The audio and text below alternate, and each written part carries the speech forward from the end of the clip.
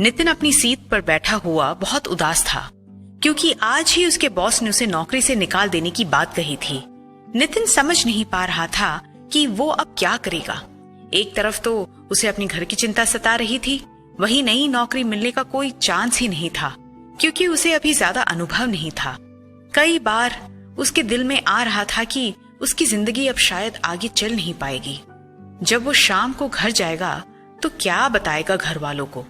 क्या नौकरी चले जाने की बात घर वाले पचा भी पाएंगे? क्या उसको वही इज्जत और प्यार मिल पाएगा? बस इन्हीं ख्यालों में वह अब तक कई बार रो चुका था, लेकिन अभी भी उसे कुछ समझ में नहीं आ रहा था। तभी अचानक कुछ अजीब सा होता है। वह देखता है कि जिस 10वीं मंजिल की बिल्डिंग में वो बैठा हुआ है, उसी बिल्डिंग की खिड़की में एक चिड़िया ने अपना घोंसला बनाया हुआ है। वो चिड़िया बार बार अपने मुंह में कुछ दबाकर आती जा रही थी और अपने छोटे छोटे बच्चों को खिलाती जा रही थी। और जब चिड़िया ऐसा कर रही थी, उसके चेहरे पर जरा सी भी थकान या उदासी नहीं थी। वह सोचने लगा कि यह चिड़िया किस कंपनी में काम करती होगी, इसका बॉस कौन होगा। जवाब उसे मालूम था, ना तो वो चिड़िया किसी कंपनी में काम करती है और ना ही उसका कोई बॉस है। फिर भी वह अपनी जिंदगी अपने हिसाब से जी रही है।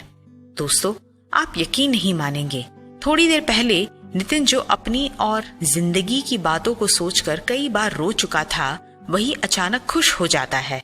एक नया उत्साह उसकी जिंदगी में आ जाता है। हम नहीं जानते आपकी जिंदगी में इस वक्त क्या चल रहा है और आप किन परेशानियों का सामना कर रहे हैं।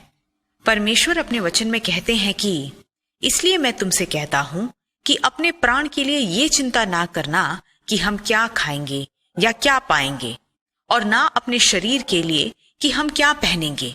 क्या प्राण भोजन से और शरीर वस्त्र से बढ़कर नहीं? आइए हम अपनी सारी चिंता परमेश्वर को सौंप देते हैं और देखते हैं कि वो कैसे हमारे लिए एक नया मार्ग खोलते हैं।